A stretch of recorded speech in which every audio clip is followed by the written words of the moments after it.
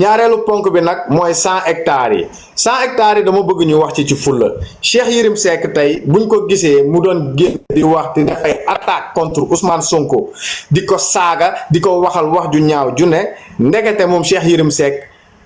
dafa doon protéger sa peau maanaam moom boppam la doon aar ndax Cheikh Yérim Seck fële sa Tambacounda fi ñu naan ñaani tukuleur maire bi fa ne monsieur le maire boo xamante ni c'est un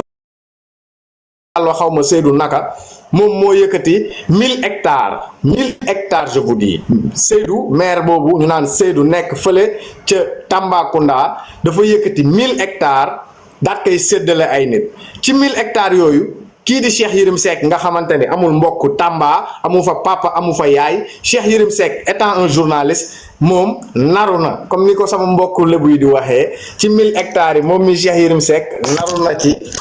li ñu lu toll si désolé je suis en train là sama ordinateur bi laa teg nii doon am lu ma doon désolé ok gars yi maa ngi jégalu sama machine bi moo nekkoon di ma sorry je suis vraiment désolé pour li nekk di xew nii parce que voilà maa ngi jégalu ci li xew nii ñu ngi tolloon si Cheikh Yérim Seck journaliste boo xamante ni kenn du ko présenté Sénégal moom Cheikh Yérim Seck télé yi rajo yi foo leen ko doon gis da daan toog di wax lu ñaaw di ko jëmale ci Ousmane Sonko avant Ousmane Sonko di doon premier ministre tey jii ñu gis ni Ousmane Sonko nekk na premier ministre mais kii di Cheikh Yérim Seck bàyyeegul ba léegi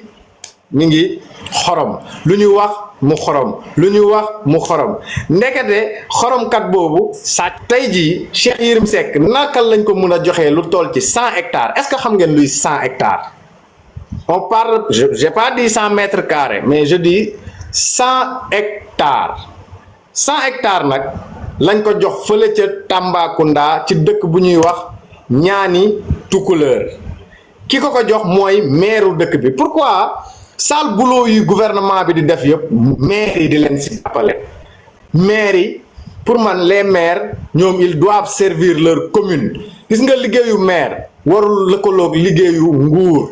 maire warul topp nguur ba lor dëkkam tey Seydou mii yëkkati 100 hectares yooyu jox ko Cheikh Yérim Seck lor na waa dëkkam ndax waa Tamba nag ñi ngi lancé alerte di lancé appel kii di président Bassirou Diomaye Faye ngir mu ñëw lijjantil leen seen scandale foncier bee ñu am ci seen dëkk bi boobu mooy ñaareelu poñ bi ñetteelu poñ bi nag mën nañ ni mooy kii nga xamante ni moom la ñu naan Samuel Sarr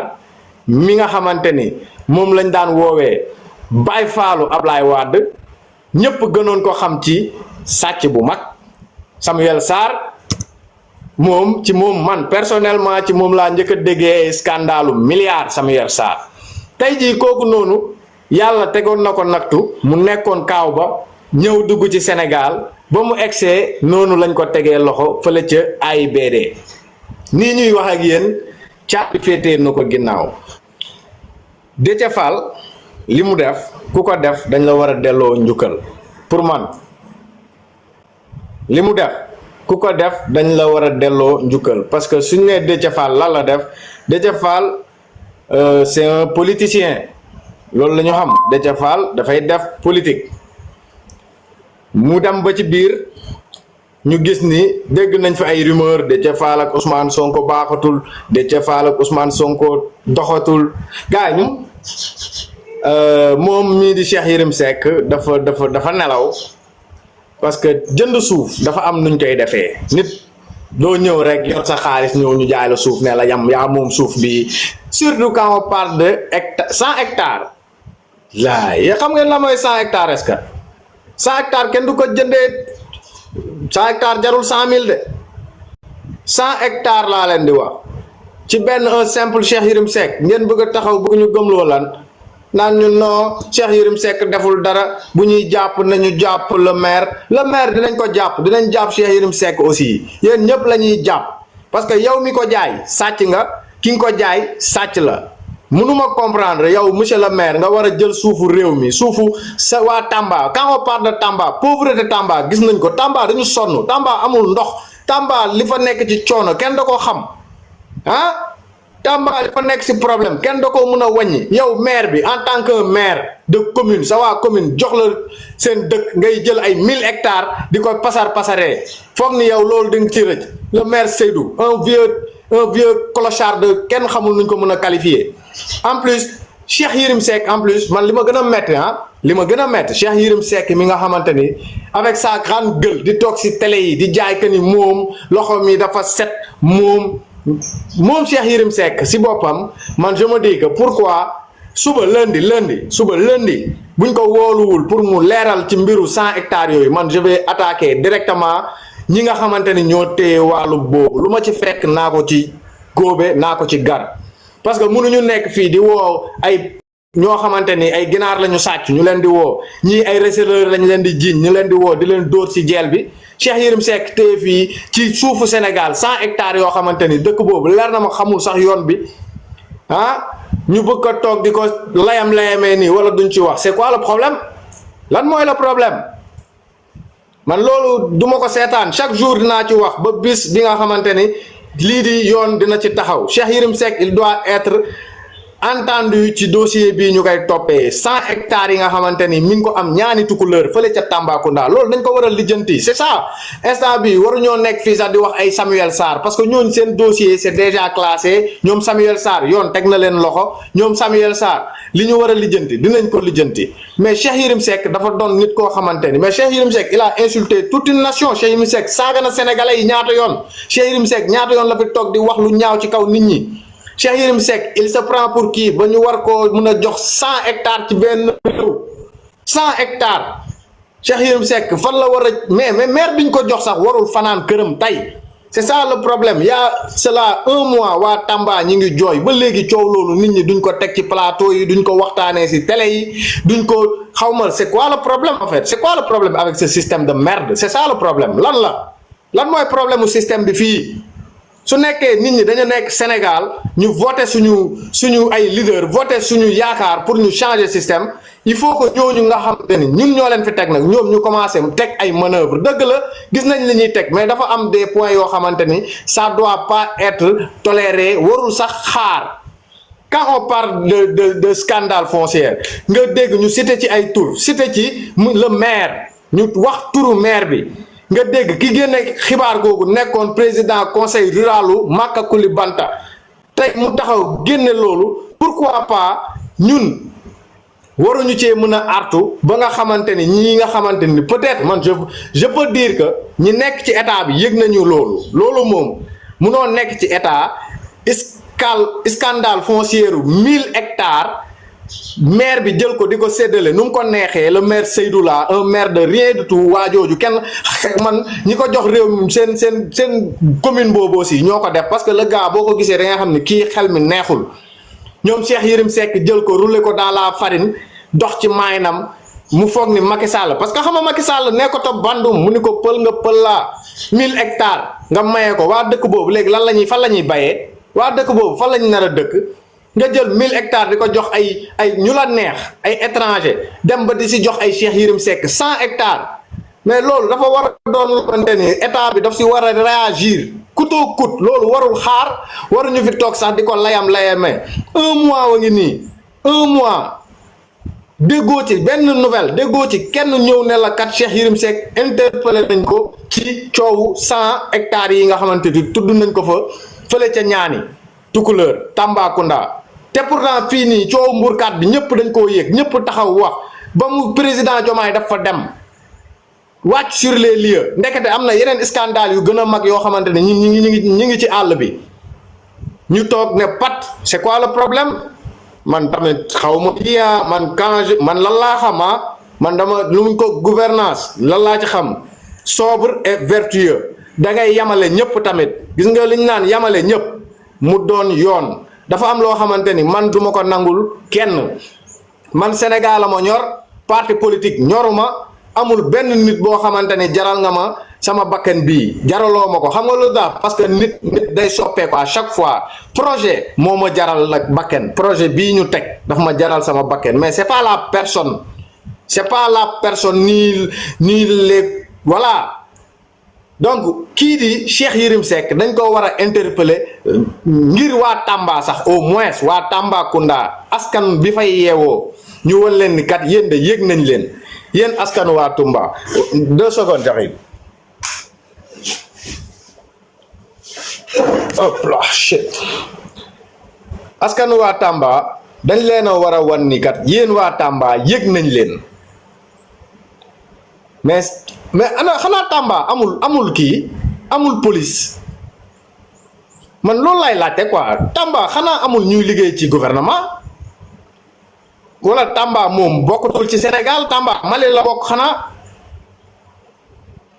mais waa Tamba ci boppam ñoom xanaa amuñu pour wax li leen metti mais c'est grave nañu waxante dëgg Cheikh Yérim Seck warul toog nii ci mbedd bi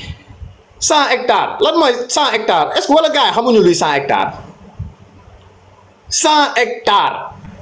en général man ñu may dégg ñuy jël ay terrain wu 100 hectares dañu am projet dañuy ñëw def fa big deal def fa farm xam nga liggéey jël ay emploi créer ay emploi nit ñi liggéey man loolu laa daan xam ci jamono yi nit bu ñuy jox ay hectares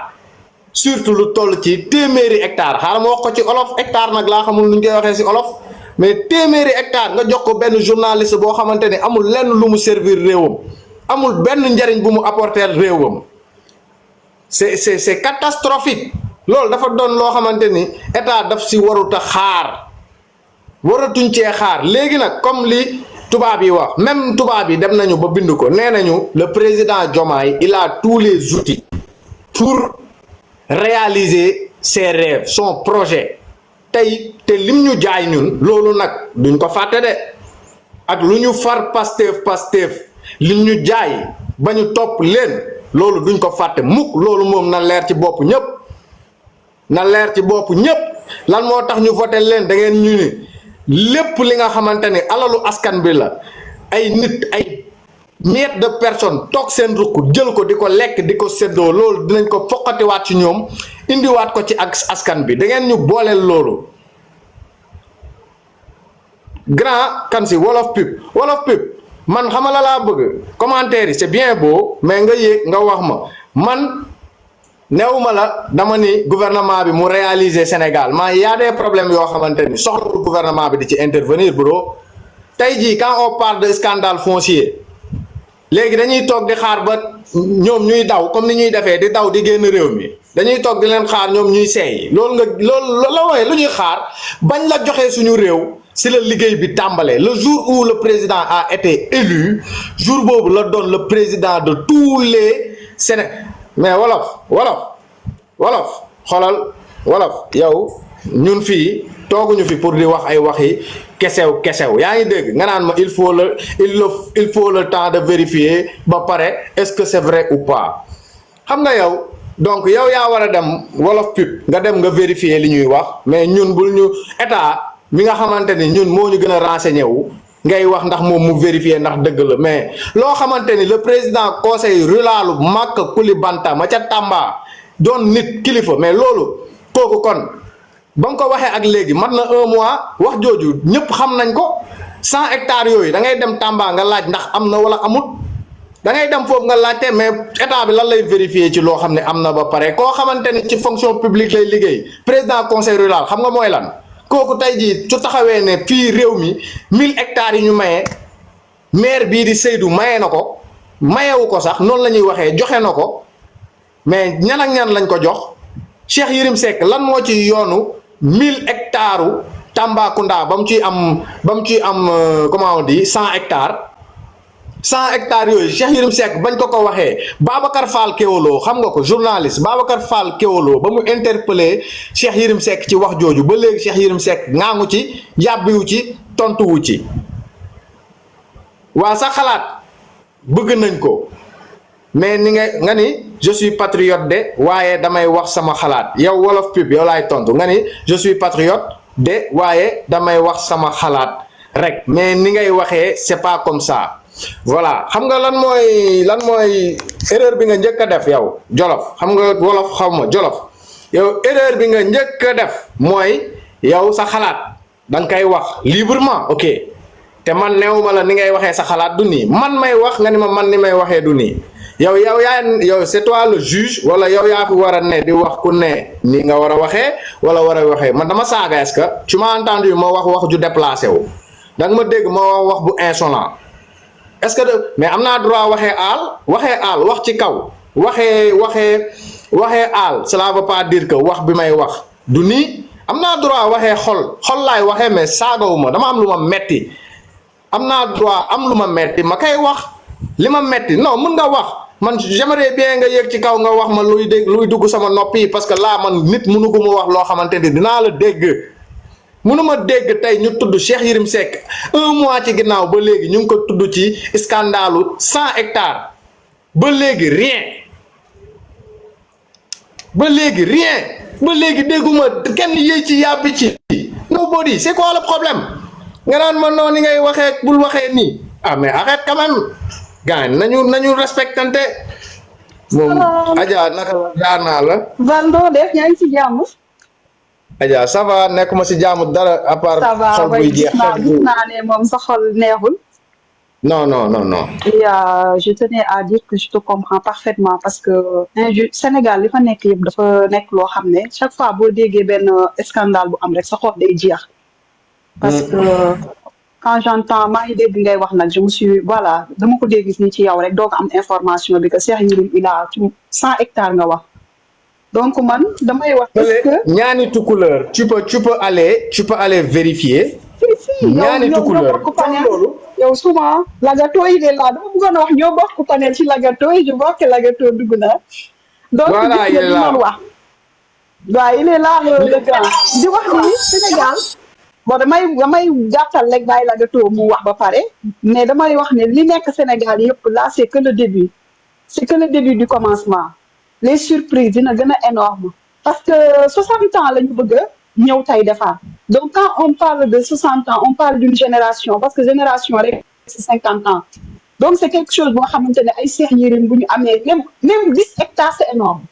10 hectares parce que c'est énorme dans un pays ak Sénégal superficie bi nu mu toll benn nit am loolu yëpp benn nit am dëkk parce que loolu ñaata nit ñoo ci mën a dëkk il faut dire ça il a un village tey 100 hectares bu ñu jëlee 200 mètres carrés benn kër bu nekk ça fait combien de maisons kër gu nekk bu amee 5 personnes ça fait combien de personnes donc c'est un village donc may wax ni gis nga ñoom ñëpp maa la koy bind ñoom ñëpp sàcc bu dul rëcc la ñu yaruñu yàq na Cheikh Yérim boo gisee tëb daram bi yëpp Adja xam nga man lan laa mënul comprendre kii di président conseiller rural bu dëkk boobu génn xam nga kooku am na baat pour man bu waxee nit ñi war nañ ko déglu bu nekkee li mu wax amul dañ ko war a traîner en justice parce que li mu diffamer nit dafa rëy mu diffamer le maire d'abord mu ni maire bii di Seydou jël na 1000 hectares tasaare ko ci réew mi te kenn yëgul jamonoy Macky Sall ba tudd ci moom si la tuddee turu Cheikh Yérim Seck mu ni 100 hectares jox nañ ko kii di Cheikh Yérim Seck Cheikh Yérim Seck am na benn journaliste bu mag war nga ko xam Babacar Fa Kewolo interpellé na ko tudd turam ne ko Cheikh Yérim Seck yow mii tudd nañ la ci 100 hectares fële Tambacounda yoo xamante ni dañ ni da nga ko moom te ci anam yi nga ko moomee jaarul yoon boobu ba léegi Cheikh Yérim Seck ngaangu si waxu si. mais amul bu wax. y a un mois de cela mbir mi génnaat na tegu ci toile bi mais mbir mi saa yu génnee man du ma dégg kenn du ci wax day mel ni daal dañ koy ndëppal man je sais pas ce qui se cache derrière ça. non voilà je vais te dire une chose. je commence à me faire des idées. non ne te fais pas d'idée du tout dama lay wax affaire de foncier moo nekk loo xamante ne nii xanaa gisoo li ñuy xëcc Dakar di ko nangu nguur bi di ko def fu mu nekk nii xoolal ñoom ñëpp nga ni la ñii dinañ ko nangu benn par ne man dama bëgg nga gën a am confiance à ça que ni même bu fekkee Cheikh Yérim waxu ci wala kenn waxu bu yaakaar ne amul enquête bu ñuy mënee ci suuf sàcc bu dul rëcc lañu ginnaaw comme que ñun Macky Sall lañu bëgg a nangu lu ñu jox Cheikh Yérim pour ñun comme ni ngay waxee rek keroog am na ñoo xam ne c'est un petit pain Cheikh Yérim mi ngi Sénégal suuf boobu noonu du fa tabax instant yi tout est en arrêt là loolooy wax ni instant yi bu ñu fa defati dara du moment où affaire yi ñuy commencé di siiw donc c'est en arrêt c'est plus à lui te dinañ ko nangu loolu dama bëgg nga dalal sa xel lépp loo xamante ne sénégalais yi ñoo ko moom nguur gi dina ko nangu joxaat ko sénégalais yi parce qu'il a un village man dama dégg 100 hectares ma ni non mais c'est hallucinant 100 hectares nan la ko góor mën a amee Sénégal wala lan la fa def lu jëriñ Sénégal est-ce que dafa def foofu ay tool di liggéeyloo Sénégal Cheikh Yérim leem-leemalam bi muy defal waxam bu bëri yëpp lii di ñëw mooy ëpp mais lii moo tax muy wax ndekete moom waxam bu bari bi yëpp dafa toogoon ci ay nen parce que ndekete li tax muy wax yëpp munul bëgg gaa yi parce que moom am na lu koy xaar ci ginnaaw. mais ñoom ñëpp léegi man xam nga je veux pas dire au gros mot mais pour sauver le derrière yaa ma gën a xam. donc loolu laay wax ma ne pourquoi donc ñun coow li nga xamante ni nit ñi dañ ko war di wax waxuñu ko ñuy jël ay lu dul coow di ko wax tey buñ fi bëggee ne naan Ousmane Sonko li mu wax Ousmane Sonko ni muy xoolee te ñuy gis ñoo xamante ni ñi ngi tëdd seen alal ñoom ñu war a génn tey jii ñoom je pense que ni si ñooñu la ñu war a wax. mais Lagato est-ce que xam nga ni système bi ñoom ñooy toog naan Ousmane Sonko lii Ousmane Sonko lee. c'est ça les lambda ou les patriotes. système bi ñoom ñooy def loolu pour bluffer seen derrière te seen derrière la Ousmane Sonko nekk instant bi jël lu ñu moom c'est-à-dire au moment ils sont là à parler de Ousmane Sonko wala keneen ak keneen. ñun ñu ngi nangu lu ñu moom. et le réveil bi dina métti trop si ñoom. billaahi man loolu laa gëm man dama gëm ne lépp lu ñu moom. maire bi joxe maire boobu nag Seydou maire boobu nga xamante ni. waa Adja maire bi nga xamante ni moo jël 1000 hectares 1000 hectares séddale ko maire boobu nga xam ne moom mooy maire ñaani Tukulëër commune boobu mais kay ma wax la lenn de Dakar sax bon c'est on ne peut pas le faire mais les maires ils ont des terrains énormes du Tamba mais ñoom ñoo yàq réew mi c'est les maires en fait maire yi gis nga fii nii zone bi ñuy wax fii Petite Côte bi am na dëkk bu tudd Gandigal non un maire foofu laa dëkk du ma mën a waxal maire yi parce que damay bañ ñu. asalaamaaleykum. moi je suis de la Petite Côte tu vois. fa laa jógee waaw léegi donc mënoo wax lu bëri si Petite Côte. mais pourquoi toujours problème foncier yi maire yi rek te maire yi seen loxo moo ciy tooy ba fii. mais maire yi ñoo gën a riche fii bi boo génnee Dakar maire yi ñoom ñoo yore terrain yëpp di. loolu kay ma ne la yow waaw léegi am sakaru maire nga am fit ban nga war a am jël 1000 hectares di ko joxe man loolu laa mën a xam waa jooju Seydou moomu ban fit wala kan moo ko dee kan moo ko ñaanal ne ko yow jëlal suufu Tamba 1000 hectares nga dem joxe ko. gis nga dans les régions quand tu es maire tu es considéré un peu comme un président tu as un pouvoir boo xamante ni mënoo sax comprendre. gis nga maire yi dans les régions dañoo am benn pouvoir ak benn force boo xam ne bu ñu gëstoo ba ci biir di nga gis yeneen ak yeneen yu war a ñëw Dakar rek la maire yi xaw a kii ñi mënuñu am ay hectares yu bëri mais quand tu sors de Dakar c'est comme ça que ça se passe avant ñi moo am te barki yu ne bi li moo am c'est grave waaw bàyyi la gaa bu dugg ziar sama gars yi maa ngi déggee yéen ñëpp waaye ñu ngi ziar rek. grand démb dañoo njoos démb xaw ma foo duggoon ci samedi bi. dafa sonnoon barki sëñ Bamba. démb dafa mel na nga samedi wu ji. waaw non samedi ji wu ma sax barki sëñ Bamba démb moom dama tasoon quoi dama tasoon xam nga rek enchaînement yi mais par yaa ngi wax joo xam ne gis nga Val wax ji ngay wax nii bés buñ ko seetaatee gis nga 12 ans dara ñu fi Macky Sall nekkoon. nekkee Sénégal foogoon na moom mooy yàlla sur terre gis nga 12 ans yooyu maire yi fi nekkoon yépp maire yi laa la wax préfet yi gouverneur yi ñi nga xam ne si Macky Sall nguuru Macky Sall ñoom ñoo àndoon ak Macky Sall wala gis nga ñoom bés bu leen audité bés bu leen xoolee Sénégal di nga gis tali yi day wéet xam nga dafa ne pali day wéet ñooñu ñëpp ay sàcc lañ ñooñu ñëpp alalu askan bi lañ dundee ñooñu ñëpp alalu askan bi lañ doon jox seen njaboot ñooñu ñëpp alalu askan bi moo leen def liñ toll nii tey. dëgg la milliards yi am yëpp ak terrain yi am yëpp alalu askan bi la gis nga Cheikh Yérim Seck Val na sa xol sedd gis nga. te maire yi man temps yi opération rëbb maire yi laay def fii Petite Côte bi dafa am benn maire bu ñuy wax Thierno Diagne maire bi moo nekkoon maire Sindia moom am na benn chantier bu mag bu nekkoon Guéro Sonatel kii cité Sonatel lañ ko doon def terrain bi mi ngi ko jaayee woon 1 milliard et quelque 1 milliard yooyu kenn gisu ko terrain boobu daf ko jaay ci jaay doole moom tëj nañ ko fi fay na signé na mi ngi fay génn na période bi sax tàngee dégg naa ko mu naan rejoindre naa Pastef mais moom en tant que maire rek 4 jabar la am 4 jabar yi ku nekk maire rek amul beneen liggéey barki yàlla maire rek la de am 4 jabar ju ne R+2 4-4 sa buntu kër en tant que un maire un simple fonctionnaire maire amul 1 million par weer. xoolal mujj. gis nga maire yi ngay wax ni xam nga la fàttali mal dégguma la bu baax. xam nga maire yi ngay wax ni yaa may dégg léegi yaa may dégg bu baax. may dégg bu baax gis nga maire yi ngay xam lan yan maire lay fàttali maire yi fi Abdou Diouf nekkee temps yi fi Abdou Diouf nekkee gis nga maire yi ñoon def booy ay saaku xaalis ñoom yore ay maire kese ay saaku xaalis man Kaolack waala Ablaye Diack moo nekkoon Kaolack xam naa dégg nga turu Ablaye Diack yàlla na ko yàlla yërëm dégg naa tur bi waaw yàlla na ko yàlla yërëm te ba jàppoon booy kër gi yàlla na ko yàlla yërëm mais booy li ma lay wax nii rek Val gis nga Val xaaral tuuti Val gars yi toogaat lijjanti ga gis nga maire sàcc maire yi nga xam ne li ma lay wax nii maire Sénégal yi fi nekkoon yëpp àndoon ak Macky Sall xam na dinañ leen parce que ñoom ñëpp ay sàcc lañ ñoom ñëpp deretu askan bi lañ doon dundee ma am leneen lu ma lay tegal lu ma lay wax mooy gis nga Cheikh Yérim nii Macky gis nga kii di Ousmane Sonko gars yi nar a dugg kaso yëpp seen Ousmane Sonko du leen tëj ñoom ñooy tëj seen bopp wax boobu da nga koy wax mais wax boobu moo am ñoom ñëpp da leen tëj seen bopp parce que ñoom ñëpp Cheikh Yérim Seck sooy ut ay journaliste moom mooy président journaliste yi Cheikh Yérim Seck. Cheikh Yérim Seck mooy président journaliste yi Sénégal képp kuy fen képp kuy duul képp kuy jéem a dox sa maayanu Sénégalais yi képp kuy jéem a manipuler Cheikh Yérim Seck moom mooy manipuler ba pare suy manipuler télé yi manipuler ñoo koy ne ko toogal waxal mu wax.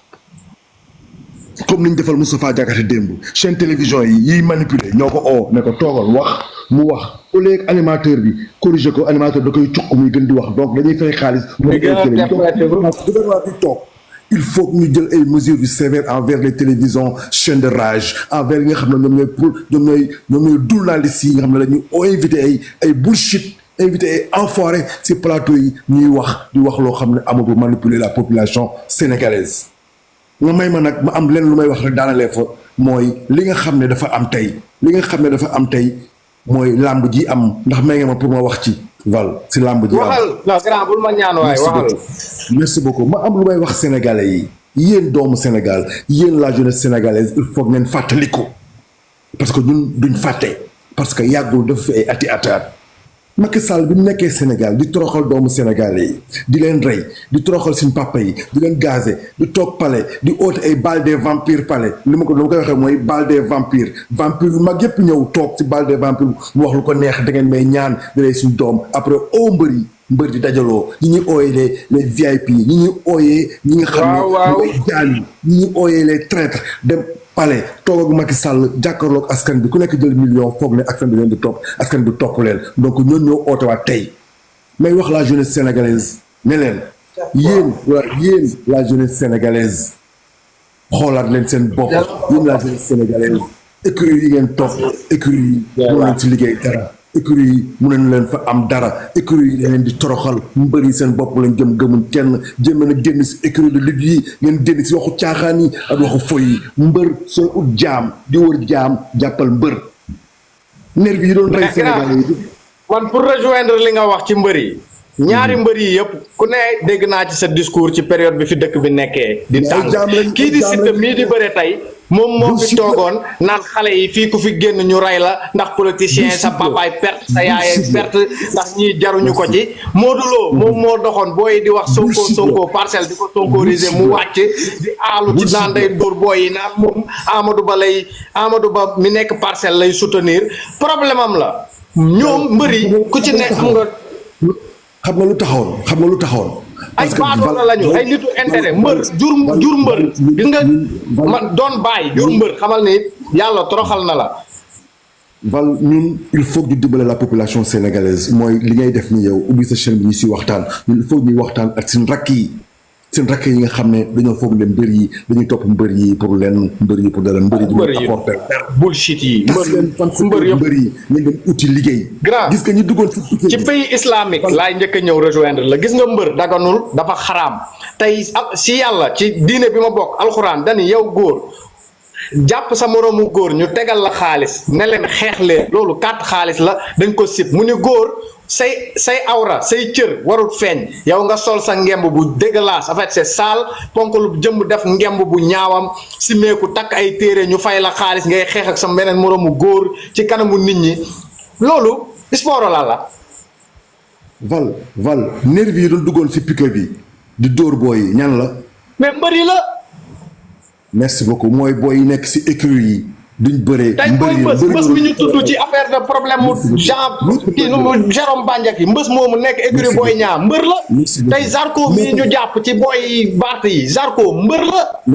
merci moo tax ma ne moo tax Val il faut que ñu oo la jeunesse sénégalaise wax la jeunesse sénégalaise que Ousmane Sonko dafa oote 2050 2029 mu am yeneen élection présidentielle bépp jeune boo xam ne amoo présidentité. dañ koy préparer s'il vous plaît. waaw lépp loo xam ne dañ koy préparer nii léegi la guerre se prépare en temps de paix ñun instant bi xam lu ñuy préparer kii la ñuy préparer mairie yi la ñuy préparer at 2029 après 2050. surtout mairie yi grand waa gox yi ñi nekk seen gox di sàmm kóllëre naan non monsieur le maire dafa baax si ñun xam nga lan mooy erreur bu mag bi sénégalais di def mooy monsieur le maire day dem jaay terrain yu bari fële tey nga am xew mu ñëw yónnee la enveloppe 150 000 nga ni monsieur le maire dafa baax fekk rey na la sa suuf la jaay suba sa doom du am fu mu dëkk ci dëkk boobu il faut que population bi ñu muus. Val gis nga niñ toogee ni Pastef toogee si kaw pouvoir loolu ñu nangoo maire yëpp lay gars yi di nangu sa kooku mooy campagne boo xam ne il faut ñu nangu maire yi pour wan Sénégalais yi ne ñi fi nekkoon ñii depuis des années et des années ñi ñu koy dawalee bu jëfu gor yëfu jaam la ay bullshit lañ ay lekkatu xaalis lañ traité askan bi la ñuy sangoo la ñuy naan la ñuy jiwoo la ñuy defee lépp en tout cas merci beaucoup man maa ngi lay encouragé li nga wax ne si Tamba bi kii j'espère que autorités yi leen ko dégg te du yàggu tuuti ñu def si dara incha allah. man de je me dis que Cheikh Yérim Seck il est temps ñu lijjanti dossier bi tamit waa ji c'est pas un Cheikh Yérim Seck jiñ nañ ko fi viol tëddul lu yàgg Cheikh Yérim Seck mooy kan ba moom waruñu koo tëj ci kaso bi comme ni ñuy tëjee moromam yi. tegoo fenn du dara du dara du tuuf lan la liggéeyal askan bi Cheikh Yérim Seck ban emploi la créé. duul naa liste rek duul rek lay def duul rek fenn jaxase duul lay def gis nga booy boobu noonu. ñu def vidéo pour Atepa ak waa Gello Ngal yi nga problème boobu noonu si benn milliardaire boobu doon tirande sa bay Amir Abo mooy booy Amir Abo dañ koy wax Abdou Sil la tudd Abdou Sil trian la sàcc la